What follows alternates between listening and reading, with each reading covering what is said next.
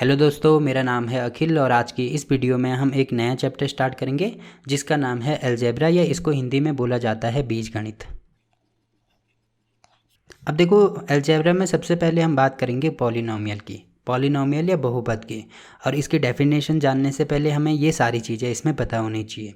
तो इसमें पहला आता है व्यंजक। अब ये व्यंजक क्या चीज़ होती है, जैसे एग्जाम्पल के लिए मैं कहीं पर लिखता हूँ y बराबर 3x + 2z बराबर 4।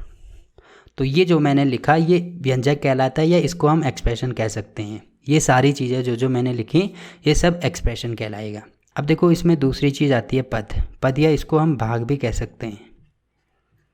तो ये पद या भाग क्या चीज़ होगी, देखो अगर मैं इसकी बात करता हूँ तो इसमें कितने भाग हैं टोटल। एक भाग ये है, दूसरा भाग ये है, तीसरा भाग ये है।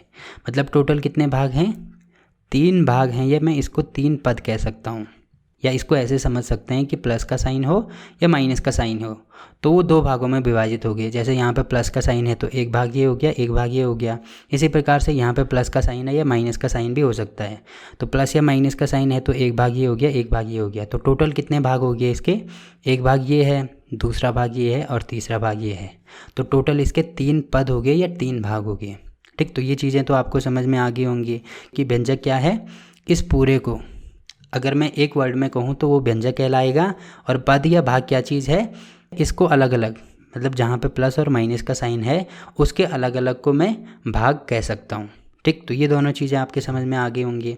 अब देखो, पद भी 2 प्रकार के होते हैं, एक होता है चर पद और दूसरा होता है अचर पद। एग्जाम्पल के लिए कोई एक्सप्रेशन में लिखता हूँ, मान लीजिए मैंने लिखा y बराबर 3x + 2z + 5। ये मैंने कोई एक्सप्रेशन लिख दिया। अब इसमें वेरिएबल क्या होंगे, वेरिएबल का मतलब होगा जिनकी वैल्यू चेंज होती है। ठीक है, तो इस एक्सप्रेशन में किन किन की वैल्यू मैं चेंज कर सकता हूँ। देखो, इसमें एक तो y की वैल्यू चेंज हो सकती है, एक x की वैल्यू चेंज हो सकती है और एक z की वैल्यू चेंज हो सकती है। तो ये क्या कहलाएंगे, ये चरपद कहलाएंगे या इनको वेरिएबल कह सकते हैं। या मैं सिंपल सी भाषा में समझूँ तो जो चरपद होंगे वो जितने भी अल्फ़ाबेट होते हैं, इंग्लिश के जितने भी अल्फ़ाबेट होते हैं वो सारे चरपद होते हैं, सारे वेरिएबल होते हैं। वहीं पे अगर मैं अचरपद की बात करता हूँ, या इसको इंग्लिश में बोला जाता है नॉन वेरिएबल या कांस्टेंट बोला जाता है। ठीक है, तो कांस्टेंट का मतलब जिनकी वैल्यू कभी भी चेंज नहीं होगी। तो जितने भी नंबर होंगे सारे नंबर अचरपद होंगे, कांस्टेंट होंगे। जैसे अगर मैं ये वाले एक्सप्रेशन की बात करूँ तो इसमें कांस्टेंट टर्म कौन कौन से हैं, एक तो 3 है, एक 2 है और एक 5 है। तो आपको ये चीज़ें समझ में आ गई होंगी कि ये वाले एक्सप्रेशन में चरपद कौन से हैं और अचरपद कौन से हैं। तो चरपद कौन कौन है, जितने अल्फ़ाबेट हैं, जैसे y हो गया, x हो गया, z हो गया, ये चरपद हो गए। और अचरपद कौन कौन से हो गए, जितने भी नंबर हैं, 3 है, 2 है, 5 है, ये सारे अचरपद हो गए। ठीक, तो ये चीज़ भी होगी। अब देखो, जो चरपद होते हैं वो भी 2 प्रकार के होते हैं। इसमें एक आता है इंडिपेंडेंट और दूसरा आता है डिपेंडेंट। मतलब डिपेंडेंट का मतलब क्या होगा कि ऐसे चरपद जो किसी पे डिपेंड हो रही हैं, और इंडिपेंडेंट का मतलब जो किसी पे डिपेंड नहीं है। जैसे कि अगर मैं ये वाले एक्सप्रेशन की बात करता हूँ तो इसमें जो y है वो एक डिपेंडेंट वेरिएबल है। डिपेंडेंट वेरिएबल क्यों है, क्योंकि y की जो वैल्यू है वो x पे और z पे डिपेंडेंट है। कैसे डिपेंडेंट है, जैसे अगर मैं x की वैल्यू 1 रखता हूँ और z की वैल्यू भी 1 रखता हूँ तो तब y की वैल्यू क्या हो जाएगी, 1 1 रख दो, यहाँ पे होगा 3 प्लस यहाँ पे होगा 2 प्लस यहाँ पे होगा 5। तो 5 और 2 7 और 3 10। तो तब y की वैल्यू हो रही है 10। बट अगर मैं इनमें से कोई सा भी चेंज कर दूँ, अगर मैं x की वैल्यू 2 रखता हूँ तो तब यहाँ पे हो जाएगा 6 + 2 + 5। तो 5 2 7 और 6 कितना हो जाएगा, 13। तो देखो, अगर मैं x की वैल्यू चेंज कर रहा हूँ तो y की वैल्यू भी चेंज हो रही है। इसका मतलब y क्या हो गया, y डिपेंडेंट हो गया। किस पे डिपेंड कर रहा है, x की वैल्यू और z की वैल्यू पे डिपेंड कर रहा है। वहीं अगर मैं इंडिपेंडेंट की बात करता हूँ तो इंडिपेंडेंट कौन सा हो गया, इसमें एक तो x इंडिपेंडेंट है और एक z इंडिपेंडेंट है। या मैं इसी को दूसरे एक्सप्रेशन में लिखूँ, मान लीजिए मैंने लिख दिया y बराबर x³ + x² + 2। तो इसमें जो y की वैल्यू है वो किस पे डिपेंड कर रही है, x पे डिपेंड कर रही है। क्योंकि x की वैल्यू अगर मैं 1 रखता हूँ तो कुछ और आएगा, और x की वैल्यू अगर मैं 2 रखता हूँ तब कुछ और आएगा। ठीक है, तो ये चीज़ भी आपके समझ में आ गया होगा कि इंडिपेंडेंट वेरिएबल क्या होता है और डिपेंडेंट वेरिएबल क्या होता है। देखो, एक बार मैं एक रिवाइज़ करा लेता हूँ क्या क्या चीज़ें होती है। जैसे एग्जांपल के लिए कोई एक्सप्रेशन मैंने लिख दिया, इसको मैं y बराबर ये लिख सकता हूँ। ठीक है, कोई एक्सप्रेशन मैंने लिख दिया तो ये पूरे टर्म्स को क्या बोलते हैं, इसको बोलेंगे एक्सप्रेशन या व्यंजक इसको बोलेंगे। ठीक है, पद किसको बोलेंगे, अलग अलग भाग। 1 भाग, 2 भाग, 3 भाग, 4 भाग, ये सारे इसके टर्म्स हो जाएंगे, पद हो जाएंगे। या जहाँ पे बीच में प्लस या माइनस का साइन हो तो वो 2 भाग में विभाजित हो गया। जैसे 1 भाग इसका हो गया, दूसरा भाग इसका हो गया, तो पद हो गए कितने, 1 2 3 4, 4 पद हो गए। पद भी 2 प्रकार के होंगे, एक तो होंगे चर पद और एक होंगे अचर पद। तो चर पद क्या होंगे, जितने भी अल्फ़ाबेट होते हैं सारे चर पद हो गए। और अचर पद कौन से होंगे, जितने भी नंबर्स होते हैं सारे अचर पद होते हैं, ठीक। और वहीं अगर मैं चर पद की बात करूं तो वो भी 2 प्रकार के होंगे, एक होगा इंडिपेंडेंट यानी स्वतंत्र पद, और एक होगा डिपेंडेंट यानी किसी दूसरे पर डिपेंड हो रहे हैं। जैसे यहाँ पे चर पद कौन कौन से हैं, एक तो वाई चर पद है और एक एक्स चर पद है। वाई क्या है, वाई डिपेंडेंट है, किस पे डिपेंड है, एक्स पे डिपेंड है, जबकि जो एक्स है वो इंडिपेंडेंट है क्योंकि एक्स किसी पे डिपेंड नहीं कर रहा है, ठीक है। तो ये सारी चीज़ें आपको इसमें पता होनी चाहिए। अब देखो, अब बात करेंगे हम बहुपद की कि बहुपद क्या होता है। अब देखो पॉलिनोमियल, जैसे कि इसके नाम ही से पता लग रहा है कि बहु का मतलब होगा बहुत सारे, बहुत सारे, और पद का मतलब होगा भाग, जैसे कि मैंने अभी आपको बताया। या अगर मैं इसकी डेफिनेशन की बात करूँ तो इसमें लिखा है कि बहुपद एक ऐसा व्यंजक है जिसमें एक चर पद हो, एक चर पद होना चाहिए जिसकी घात एक तो नॉन नेगेटिव होनी चाहिए और दूसरी पूर्णांक यानी इंटीजर होनी चाहिए। जैसे एग्जांपल के लिए कोई एक्सप्रेशन में लिखता हूँ, मान लीजिए मैंने लिखा y बराबर x³ प्लस x² प्लस 1। तो इसमें देखो क्या क्या चीज़ें मैंने आपको बताई कि बहुपद एक ऐसा व्यंजक है। तो ये सारा मैंने क्या लिखा, ये तो मैंने एक्सप्रेशन लिख दिया, व्यंजक लिख दिया, तो एक चीज़ तो क्लियर हो गई। दूसरी चीज़, जिसमें एक चर पद होना चाहिए। देखो y को मैं यहाँ पर px भी लिख सकता हूँ, ठीक है। तो एक चर पद है, देखो केवल x है इसमें, यहाँ पे भी x है, यहाँ पे भी x है, मतलब केवल एक ही चर पद है, ठीक है। ये भी क्लियर हो गया। आगे है जिसकी घात नॉन नेगेटिव होनी चाहिए, जो चर पद है उसकी घात नेगेटिव नहीं होनी चाहिए और साथ में पूर्णांक होनी चाहिए, ठीक है। तो देखो यहाँ पे आप x की पावर देख रहे होंगे 3 है, तो 3 नेगेटिव नहीं है, तो मतलब ये भी क्लियर हो गया। और पूर्णांक का मतलब पूर्ण अंक होना चाहिए, तो 3 अपने आप में एक पूर्णांक है, ठीक है, मतलब ये चीज़ भी क्लियर होगी। वहीं पे अगर मैं इसकी बात करता हूँ तो इसकी पावर 2 है, 2 भी एक पूर्णांक है और नॉन नेगेटिव है। और अगर मैं यहाँ पर बात करता हूँ तो यहाँ पर क्या हो जाएगा, देखो यहाँ पर मैं लिख सकता हूँ x की पावर 0, क्योंकि किसी भी वेरिएबल की पावर को 0 अगर मैं करता हूँ तो इसकी वैल्यू 1 के बराबर होती है, तो ये 1 × 1 यानी 1 ही हो गया। तो यहाँ पे भी क्या हो गया, 0 अपने आप में एक पूर्णांक है और एक नॉन नेगेटिव टर्म है। तो ये सारी चीज़ें इसमें क्लियर हो गई। इसका मतलब मैं ये कह सकता हूँ कि ये जो एक्सप्रेशन है ये एक बहुपद है, ठीक है। तो ये सारी चीज़ें आपको पता होनी चाहिए। अब देखो पॉलिनोमियल, मैंने आपको क्या बोला, क्या क्या चीज़ें इसमें होनी चाहिए। पहली चीज़ तो ये होनी चाहिए कि केवल एक चर पद होना चाहिए। जैसे एग्जाम्पल के लिए अगर मैं लिखता हूँ px बराबर xy प्लस z, तो इसमें देखो कितने पद हैं, एक वेरिएबल ये है, एक वेरिएबल ये है, एक वेरिएबल ये है, मतलब टोटल 3 वेरिएबल हैं, ये 3 चर पद हैं। तो इसको मैं पॉलिनोमियल नहीं बोल सकता क्योंकि मैंने आपको बोला कि इसमें एक चर पद होना चाहिए। यानी अगर x है तो केवल x ही होना चाहिए, यानी x की घात कितनी भी हो सकती है, x² हो सकता है, x की पावर 1 हो सकती है, x की पावर 1000 भी हो सकती है, बट अगर x है तो सारे x ही होने चाहिए। अगर y है तो सारे y ही होने चाहिए, अगर z है तो सारे z ही होने चाहिए, पर केवल एक चर पद होना चाहिए, ठीक। पहली चीज़ तो ये हो गया। दूसरी चीज़ क्या होनी चाहिए कि जो घात है, जो पावर है, वो नॉन नेगेटिव होनी चाहिए, यानी ऐसे नहीं होना चाहिए कि x की पावर -3 प्लस x²। तो इसको मैं पॉलिनोमियल नहीं बोल सकता क्योंकि यहाँ पे पावर माइनस में आ रही है, नेगेटिव में आ रही है, तो ये भी पॉलिनोमियल नहीं होगा। और तीसरी चीज़, जो घात है वो पूर्णांक होनी चाहिए। जैसे एग्जांपल के लिए मैंने लिख दिया x की पावर 1/3 प्लस x², तो इसको भी मैं पॉलिनोमियल नहीं बोल सकता क्योंकि यहाँ पे जो पावर है वो पूर्णांक नहीं है। 1/3 अपने आप में पूर्णांक नहीं है, ये दशमलव में आएगा, तो ये पूर्णांक नहीं है। पूर्णांक का मतलब क्या होगा, जो अंक पूर्ण हो। पूर्ण का मतलब जैसे 0 हो सकता है, 1 हो सकता है, 2 हो सकता है, इनफाइनाइट तक सारे नंबर हो सकते हैं, बस इसमें दशमलव नहीं आना चाहिए, ठीक। तो ये तीनों चीज़ें आपको क्लियर हो गई होंगी। अब देखो मैं बहुपद का एग्जांपल आपको बताऊं तो बहुपद को मैं ऐसे लिख सकता हूं, px बराबर होगा एक अचर पद इंटू एक चर पद प्लस ऐसे करते करते एक अचर पद एक चर पद प्लस एक अचर पद एक चर पद, ऐसे करते करते मैं कितने भी बढ़ा सकता हूँ। तो जहाँ पे जो अचर पद की वैल्यू है वो जैसे मैंने यहाँ पे लिखा कि अचर पद सभी वास्तविक संख्याएं, वास्तविक संख्याओं का मतलब माइनस इनफाइनाइट से इनफाइनाइट तक जितने भी नंबर हैं सारे हो सकते हैं। जैसे दशमलव भी होगा, पाई भी होगा, √2 भी होगा, √5 भी होगा, जितने भी नंबर हैं सब हो जाएंगे। 1 हो गया, 2 हो गया, यानी जितने पूर्णांक आते हैं, अपरिमेय संख्याएँ आते हैं, परिमेय संख्याएँ आती हैं, अचर पद में कुछ भी हो सकता है। वहीं जो चरपद है वो केवल एक चरपद होना चाहिए। यानी जैसे अगर एग्जाम्पल के लिए मैं यहाँ पे लिखूँ px बराबर 5x³ plus πx² plus √2x plus 1, तो देखो ये जो एक्सप्रेशन है ये एक बहुपद है। बहुपद क्यों है? पहली चीज़ तो इसमें जो अचरपद है, मैंने क्या बोला, अचरपद सभी वास्तविक संख्याएं, कोई भी हो सकता है। तो वास्तविक संख्याएं एक तो 5 है, ठीक है, 5 वास्तविक संख्याओं में गिनी जाती है माइनस इनफाइनाइट से इनफाइनाइट तक। पाई की वैल्यू होती है 3.14, ये भी रियल नंबर में आता है।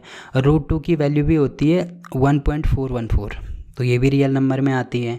तो जो अचरपद है वो कुछ भी हो सकते हैं, कोई से भी नंबर हो सकते हैं, बस जो चरपद है वो एक चरपद होना चाहिए।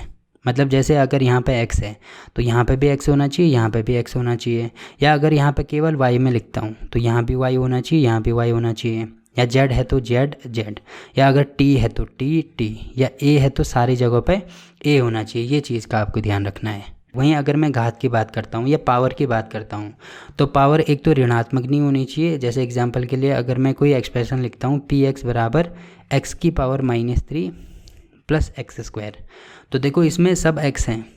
पहली चीज़ तो फुलफिल हो रही है कि एक चरपद है, बट जो घात है वो नॉन नेगेटिव नहीं है। यहाँ पे क्या है, नेगेटिव आ रहा है, इसका मतलब ये पॉलिनोमियल नहीं होगा, ठीक है। वहीं पे अगर मैं दूसरा एग्जांपल आपको दूं, इसको मैं 1/x³ प्लस x², अगर मैं ऐसे लिखूं तो उससे भी कोई फ़र्क नहीं पड़ेगा, क्योंकि अगर मैं इसको ऊपर लेके जाता हूं तो यहाँ पे x की पावर क्या होगी, ऊपर ले जाके ये माइनस हो जाएगा, तो माइनस नहीं आना चाहिए, यानी ये भी एक बहुपद नहीं है। और साथ में जो घात है वो पूर्णांक होनी चाहिए, मतलब ऐसे नहीं होना चाहिए कि 1/2, 1/3, 0.5, जो घात है वो दशमलव में नहीं आनी चाहिए। तो जैसे कि अगर मैं ये वाले एक्सप्रेशन की बात करता हूँ तो यहाँ पे 3 है, 2 है, x की पावर यहाँ पे कुछ नहीं है तो 1 में मान सकता हूँ, यानी 3 है, 2 है, 1 है, और यहाँ पे 0 है, तो ये अपने आप में पूर्णांक है, इसका मतलब ये एक बहुपद है, ठीक है। तो पॉलिनोमियल के बारे में ये सारी चीज़ें आपको पता होनी चाहिए। अब देखो इसमें कुछ और चीज़ें आपको पता होनी चाहिए, जैसे पदों या भागों के आधार पर, भागों के आधार पर बहुपद कितने प्रकार के हो सकते हैं। तो पहला आता है इसमें शून्य बहुपद। शून्य बहुपद ऐसा बहुपद होता है जिसमें केवल 0 आता है, यानी अगर मैंने कहीं पे 0 लिख दिया तो ये भी एक बहुपद होगा, बट कैसा बहुपद होगा, इसको हम 0 पॉलिनोमियल या शून्य बहुपद कहेंगे, ठीक। दूसरा आता है अचर बहुपद। अचर बहुपद मतलब जो भी कांस्टेंट नंबर हैं, जैसे 2 है, 4 है, 6 है, 8 है, 10 है, -10 है, ये सारे क्या होंगे, ये सारे अचर बहुपद होंगे, ठीक है। या इसमें मैं माइनस इनफाइनाइट से इनफाइनाइट तक जितने भी वास्तविक संख्याएं हैं वो सारे नंबर वास्तविक संख्या, वो सारे नंबर क्या होंगे, अचर बहुपद में उनको कह सकता हूँ, ठीक। इसमें तीसरा आता है एक पदीय बहुपद। जैसे इसके नाम ही से लग रहा है, जिसमें एक पद हो, एक पद होना चाहिए केवल, ठीक है। तो एक पद 2 भी हो सकता है, जैसे 3 भी हो सकता है, जैसे केवल x भी हो सकता है, x³ भी हो सकता है, x⁻5 भी हो सकता है, x⁻10 भी हो सकता है, 1000 भी हो सकता है, बट केवल एक ही टर्म होना चाहिए, जैसे आप यहाँ पे देख रहे हैं, ठीक है। तो इसको मैं क्या कह सकता हूँ, इनको एक पदीय बहुपद कह सकता हूँ। अब इसमें अगला आता है द्विपदीय बहुपद। तो द्विपद मतलब जिसके नाम ही से पता लग रहा है जिसमें 2 पद हों। तो 2 पद कौन कौन से हो सकते हैं, एक तो x हो सकता है, x2 हो सकता है, या एक x⁻5 हो सकता है प्लस x⁻3 हो सकता है, या x⁻2 हो सकता है, x⁻1 हो सकता है, x⁻2 हो सकता है +1, कुछ भी हो सकता है, बस 2 पद होने चाहिए, एक पद ये दूसरा पद ये, एक पद ये दूसरा पद ये, ठीक है। तो इसको मैं द्विपदीय बहुपद कह सकता हूँ। इसमें अगला आएगा त्रिपदीय बहुपद। तो इसके भी नाम ही से पता लग रहा है जिसमें 3 पद हों। तो 3 पद अगर मैं इसमें 2x स्क्वायर x और +1 ये लिख दूँ तो कितने पद, 1, 2 और 3। तो इसमें 3 पद हो गए, मतलब इनको मैं 3 पदीय बहुपद कह सकता हूँ। तो ये सारी चीज़ें भी आपके समझ में आ गई होंगी। अब इसमें कुछ और चीज़ें आपको पता होनी चाहिए कि डिग्री क्या होती है। तो अगर मैं इसकी डेफिनेशन की बात करूँ तो किसी बहुपद में सबसे बड़े घात वाले पद के घातांक को उस बहुपद की कोटि कहा जाता है। यहाँ पे घात नहीं होगा, यहाँ पे कोटि होगा। जैसे एग्जांपल के लिए मैंने लिख दिया पी एक्स बराबर एक्स की power 4 plus x cube plus x की पावर 7 प्लस एक्स, ये सारा एक्सप्रेशन मैंने लिख दिया। तो इसमें मैंने क्या बोला, जो डिग्री होगी, जो कोटि होगी, वो क्या होगी, किसी भी बहुपद में सबसे बड़ी घात। तो इस बहुपद का सबसे बड़ी घात कौन सी है? देखो यहाँ पे x की पावर 4 है, यहाँ पे 3 है, यहाँ पे 7 है और यहाँ पे 1 है। तो सबसे बड़ी घात क्या है इसकी? 7 है, मतलब ये वाला है। तो के घातांक मतलब जो भी यहाँ पे नंबर होगा को उस बहुपद की कोटि कहते हैं। तो अगर मैं ये वाले एक्सप्रेशन की बात करूँ या ये वाली पॉलिनोमियल की बात करूँ, तो इसमें जो कोटि होगी, जो डिग्री होगी, वो कितनी हो जाएगी? 7 हो जाएगी। इसी प्रकार से अगर मैं दूसरे एक्सप्रेशन की बात करता हूँ, जैसे मैंने लिखा पी एक्स बराबर एक्स की पावर 3 प्लस एक्स की पावर 0। तो इसमें सबसे बड़ा पावर कहाँ पे है? यहाँ पे 3 है, यहाँ पे 1 है, यहाँ पे 0 है। तो सबसे बड़ी पावर है 3। इसका मतलब यही इसकी डिग्री हो जाएगी या यही इसकी कोटि हो जाएगी। ठीक, तो ये चीज़ हो गई। अब देखो इसमें भी वैसे बहुत सारे टाइप होते हैं, बट बुक में आपके केवल 2 टाइप दिए गए हैं। पहला होगा रैखिक और दूसरा होगा द्विघाती। तो जैसे इसके नाम ही से पता लग रहा है, रैखिक का मतलब जिसकी पावर केवल 1 हो। जैसे x की पावर में अगर केवल मैं 1 लिखता हूँ तो ये एक रैखिक हो गया, या मैं लिखता हूँ x + 1 तो ये भी एक रैखिक हो गया। वहीं पर जो द्विघाती होगा मतलब जिसकी घात सबसे बड़ी घात 2 होनी चाहिए। तो सबसे बड़ी घात मतलब x² प्लस x + 1, तो इसकी सबसे बड़ी घात 2 है, तो इसको मैं द्विघाती कह सकता हूँ। तो आई होप कि ये सारी चीज़ें आपको क्लियर हो गई होंगी। ठीक, अब देखो इसके क्वेश्चन स्टार्ट करते हैं। तो देखो इसमें पहला क्वेश्चन क्या दिया है, निम्नलिखित व्यंजकों में से कौन सा बहुपद है? तो बहुपद की 3 शर्तें मैंने आपको बताई थी। पहली शर्त क्या है, एक चरपद होना चाहिए, मतलब x है तो केवल x ही, y है तो केवल y, z है तो केवल z। तो इसमें पहले में आप देख रहे होंगे x यहाँ पे भी है, x यहाँ पे भी है। पहली चीज़ तो फुलफिल होगी। दूसरी चीज़ मैंने आपको क्या बताई थी, दूसरी चीज़ जो पावर होगी, जो चरपद की पावर होगी, वो तो एक तो नेगेटिव नहीं होनी चाहिए और दूसरी दशमलव में नहीं होनी चाहिए, यानी पूर्णांक होनी चाहिए। तो एक तो पॉजिटिव में आनी चाहिए और एक पूर्णांक होनी चाहिए। ठीक है, तो ये चीज़ देखो, अगर मैं एक की बात करता हूँ तो यहाँ पे x की पावर 1 है और यहाँ पे 1/x है, तो इसको मैं ऊपर ले जा सकता हूँ, तो यहाँ पे होगा x की पावर 1। तो देखो पावर माइनस में आ रही है, मतलब ये हमारा आंसर नहीं होगा। वहीं पे अगर मैं ऑप्शन बी की बात करता हूँ तो देखो यहाँ पे क्या है, x है। ठीक है, पहली चीज़ तो हो गई। दूसरी चीज़ नेगेटिव नहीं होनी चाहिए, तो नेगेटिव भी देखो यहाँ पे नेगेटिव है, क्योंकि अगर मैं इसको ऊपर लेके जाता हूँ तो रूट का मतलब होता है 1/2, तो यहाँ पे -1/2 हो गया। और अगर मैं इसकी बात करता हूँ तो यहाँ पे क्या है, x की पावर रूट में है, मतलब 1/2 है। तो 1/2 मैंने क्या बोला, पूर्णांक होनी चाहिए, तो 1/2 तो पूर्णांक नहीं होता है, मतलब ये वाला भी हमारा ऑप्शन नहीं होगा। वहीं अगर मैं इसकी बात करता हूँ तो x है। ठीक है, पहली चीज़ तो हो गई। दूसरी चीज़ जो पावर है वो पूर्णांक होनी चाहिए। देखो यहाँ पे पावर 2 है, यहाँ पे पावर 1 है और यहाँ पे x की पावर में 0 लिख सकता हूँ, यानी यहाँ पे 0 है। तो ये सारे नंबर पूर्णांक हैं। और तीसरी चीज़ ये हो गई कि ये नेगेटिव नहीं होनी चाहिए, तो नेगेटिव नहीं है, इसका मतलब सी वाला जो हमारा आंसर होगा इसको मैं बहुपद कह सकता हूँ। ठीक है, बाकी जो मैंने क्या बोला कि जो अचर पद हैं वो कुछ भी हो सकता है। सारी वास्तविक नंबर जितने भी रियल नंबर है -∞ से इन्फिनाइट तक जितने भी नंबर हैं वो हो सकते हैं। अचर पद से कोई फ़र्क नहीं पड़ेगा, बस जो चरपद है वो एक चरपद होना चाहिए और पावर नेगेटिव नहीं होनी चाहिए और पूर्णांक होना चाहिए। तो सी वाला हमारा आंसर होगा। वहीं अगर मैं इसकी बात करता हूँ तो यहाँ पे देख रहे होंगे कि x की पावर 1/2 है, जो कि दशमलव में आएगा। ठीक है, मतलब ये वाला भी हमारा आंसर नहीं होगा। अब देखो अगला क्वेश्चन क्या दिया है, निम्नलिखित व्यंजकों में से कौन सा बहुपद है? तो इसमें भी वही देखना है। देखो ये नहीं हो सकता क्योंकि पावर 1/2 आ रही है, ये भी नहीं हो सकता क्योंकि पावर एक तो 1/2 भी है और माइनस में भी आ रही है, ये भी नहीं हो सकता क्योंकि यहाँ पे पावर तो 1 है बट यहाँ पे x की पावर -1 होगी, तो ये नेगेटिव आ रहा है, मतलब ये भी नहीं होगा। और लास्ट में अगर मैं इसको देखता हूँ तो यहाँ पे है 2x, पावर क्या है, पावर 1 है, मतलब पूर्णांक है, नेगेटिव नहीं है, एक चरपद है और बाकी अचरपद तो वास्तविक संख्याएं 2 है, तो 2 एक वास्तविक संख्या होगी, मतलब डी वाला हमारा आंसर हो गया। ठीक, अगर मैं अगले क्वेश्चन की बात करता हूँ तो इसमें क्या दिया है, निम्नलिखित में से कौन सा इसमें भी बहुपद निकालना है। तो देखो ए में क्या है, 1/x है, तो पावर नेगेटिव है, मतलब ये भी नहीं होगा। यहाँ पे भी नेगेटिव है, ये भी नहीं होगा। यहाँ पे पावर 1/2 है, मतलब ये भी नहीं होगा। और देखो ये यहाँ पे क्या है, -5 है, तो -5 एक बहुपद है। बहुपद क्यों होगा, क्योंकि मैं इसको लिख सकता हूँ x की पावर 0। तो x की पावर 0 मतलब केवल एक चर पद है, जो पावर है वो नेगेटिव नहीं है, 0 एक पूर्णांक होता है और बाकी ये तो अचर पद है। ठीक, तो ये हमारा ऑप्शन हो गया। अब देखो अगला क्वेश्चन क्या दिया है, निम्नलिखित व्यंजकों में से कौन सा बहुपद है। तो ये तो हमारा ऑप्शन नहीं होगा क्योंकि नेगेटिव है, यहाँ पे भी नेगेटिव है, ये भी नहीं होगा, ये भी नेगेटिव है, ये भी नहीं होगा। 0 एक बहुपद है क्योंकि मैंने इसको बोला था कि इसको मैं 0 पॉलिनोमियल लिख सकता हूँ, यानी 0 बहुपद मैं इसको लिख सकता हूँ। तो डी वाला हमारा आंसर होगा।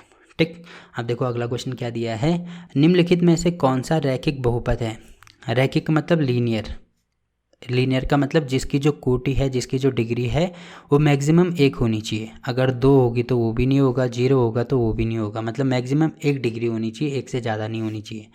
तो पहले अगर मैं इसकी बात करता हूँ तो यहाँ पे x नेगेटिव में आ रहा है, तो पहले तो ये बहुपद नहीं होगा। ठीक है, तो रेखिक तो हो ही नहीं सकता। अगर मैं इसकी बात करता हूँ तो इसकी डिग्री 2 आ रही है या पावर मैक्सिमम 2 है, तो ये भी नहीं होगा। और अगर मैं इसकी बात करता हूँ तो यहाँ पे है x की पावर 1, तो डिग्री कितनी है, 1 है। इसका मतलब सी वाला हमारा आंसर हो जाएगा। ठीक, अब देखो अगला क्वेश्चन क्या दिया है, निम्नलिखित में से कौन सा व्यंजक द्विपदीय है। द्विपदीय मतलब जिसमें 2 पद होंगे। तो देखो इसमें कितने पद हैं, 1 2 3, ये नहीं होगा। इसमें कितने पद हैं, 1 और 2, तो इसमें 2 पद है, मतलब ये वाला हमारा आंसर होगा। वहीं अगर मैं इसकी बात करता हूँ तो इसमें 1 पद है, ये भी नहीं होगा। इसमें 3 पद हैं, ये भी नहीं होगा। अब देखो अगला क्वेश्चन क्या दिया है, √2 किस घात का बहुपद है। तो घात मतलब पावर मुझे निकालनी है, तो √2 को मैं क्या लिख सकता हूँ, √2 की पावर x × 0 में लिख सकता हूँ।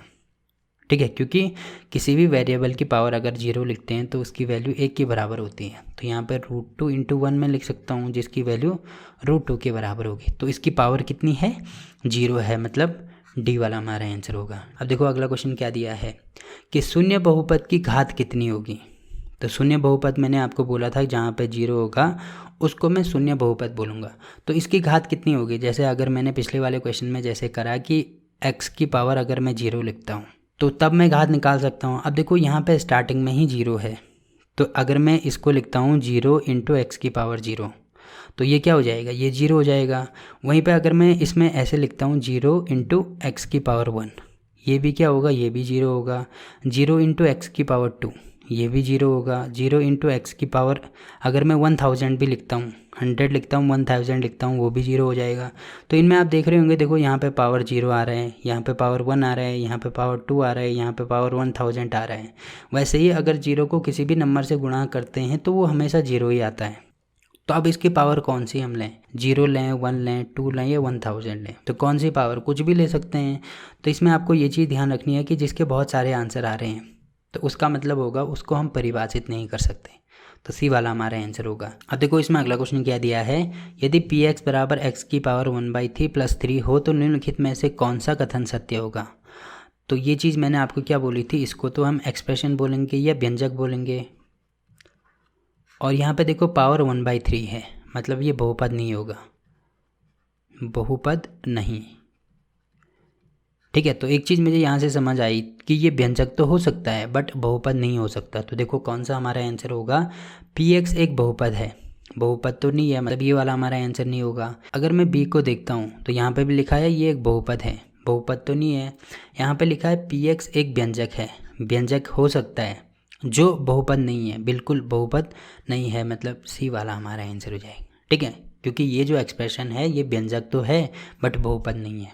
ठीक, तो इस प्रकार से इसको भी सॉल्व कर सकते हैं। बाकी देखो ये जो क्वेश्चन है इनको आप खुद ही सॉल्व कर सकते हैं, क्योंकि इसमें लिखा है कि √2 की वैल्यू 1.4 है, तो इसमें कैलकुलेशन नहीं करनी है। देखो यहाँ पे लिखा है 1/√2, तो 1/√2 की वैल्यू मुझे दी है 1.414 है। तो अगर मैं दशमलव हटाता हूँ तो मुझे गुणा करना होगा 1000 से, क्योंकि दशमलव के आगे 3 नंबर है, मतलब 3 0, तो नीचे गुणा किया तो ऊपर भी गुणा करना होगा। तो यहाँ पे हो जाएगा 1000/1414। अब 1414 का भाग कर दो 1000 में, तो दशमलव लगाएंगे, 0 बढ़ाएंगे, फिर कितना होगा, 14 का भाग कर दो 100 में, तो 14 × 7 = 98, तो 7 बार जाएगा, मतलब कितना हो जाएगा ये, 7 चौको 28, 7 एकम 7 8 9, 7 चौको 28 को 8, 7 एकम 7 8 9, तो ये होगा यहाँ पे 10 में से 8 गया 2, 9 में से 9 गया 0, 9 में से 8 गया 1, और यहाँ पे होगा 9 में से 9 गया 0। अब ये हो गया, आप दशमलव तो लगा दिया, फिर 0 लगा दो, फिर कितनी बार जाएगा, 14 का भाग अब दे दो हम 10 में देंगे, मतलब नहीं जाता है, फिर एक और जीरो लगाएंगे, यहाँ पे एक और जीरो लगाएंगे, तो 0.70 कहाँ पे आ रहा है, यहाँ पे आ रहा है, मतलब बी वाला हमारा आंसर। इसी प्रकार से आप इसको भी सॉल्व कर सकते हैं। ठीक, तो इस प्रकार से हमने आज के 11 क्वेश्चन कंप्लीट करे। तो फिलहाल के लिए इस वीडियो में इतना ही। वीडियो अच्छा लगा तो वीडियो को लाइक कीजिए, शेयर कीजिए अपने दोस्तों के साथ और चैनल को सब्सक्राइब करना ना भूलें। तो मिलते हैं आपसे एक और वीडियो में, तब तक के लिए बाय बाय।